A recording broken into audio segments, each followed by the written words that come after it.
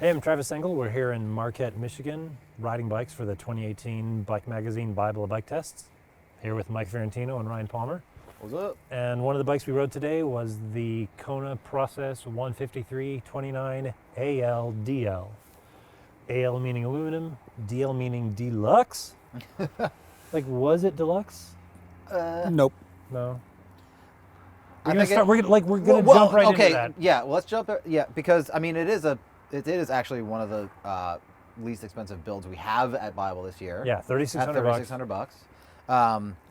But you know, I think that it would be worth a few extra coins to get that. 'Cause it has a Yari on the front, and I'd like the lyric. You know, it stays upright, it's travel more. It's a better fork. I think all around this bike would perform better with a higher end shock, higher end fork. Straight to it. Bam. Boom. Cut to the chase. Right in. Yeah. We're done. So, But like, why? Why would it perform better with those things? I think we're all in agreement Okay, there. so I'm a Kona brand apologist. I am known to be Kona sympathetic, right? I bought a Hey DL last year. I lust after a Hanzo. I struggled with this bike, and I liked the process, but this bike to me felt like the suspension in particular was heavily damped, and that I think impacted the whole character of the bike. all the numbers are there. Like, it's long in the front, short in the back, one of the steepest seat angles in the category, and 29-inch wheels, which is the right size of Obviously, wheel. the right size wheel. Yeah. Personally, I, kind of an outlier here, was kind of impressed with how it climbed. It was comfortable. I got the power into the back wheel. It was, I thought, relatively active. Granted, it has a lot of rear travel, so there's a lot of activity to happen back there.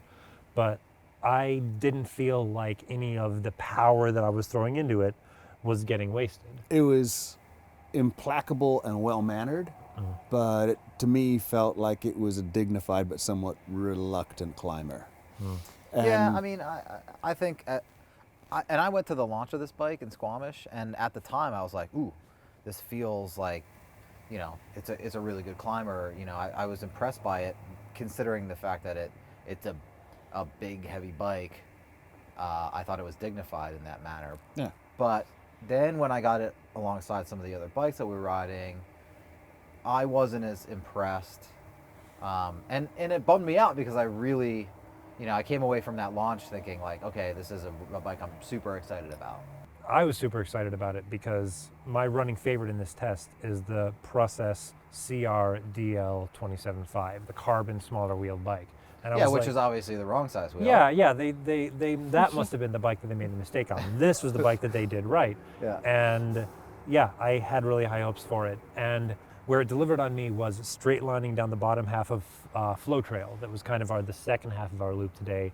Yeah. Pretty much a balls out, straight-ish descent. And like, this is Yeah, where it's this chunky bike. at the top, and then it speeds up a lot at the end. Yeah. Like, yeah, the fork sat a little too low in its travel. I kind of felt like I was struggling to stay back on the bike, but like, it shined there for me. Like, it rode like the way that Kona's rode and the way that made Kona famous. Like, it's a confident bruiser, It's heavy, who cares, kind of an aluminum bike. it is a confident bruiser, heavy, who cares kind of bike.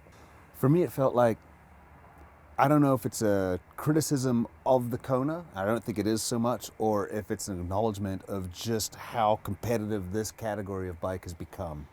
There's so many really good bikes out right now in this wheel size, in this travel range, that to me feel more responsive, are a little more nimble on their feet while still being just as stable. I also am willing to just pull the short card here in that I don't hit stuff hard enough to get this to work the way that it probably should. I think if you're a big, strong person, you huck to flat a lot, this bike's great. Yeah, I I mean, don't- I think it's a stiff bike. This thing does not budge underneath you. Yeah. And in many regards, like if you're gonna plow through stuff, it's got that momentum to do so.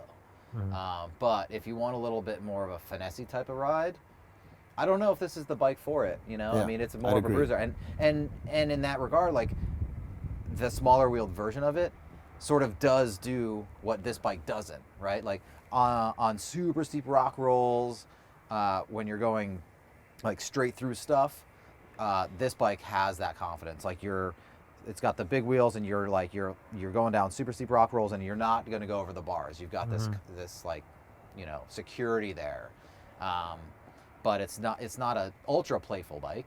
So if you want a longish travel bike and you want the 29-inch wheels, what would you say is a little bit more playful bike?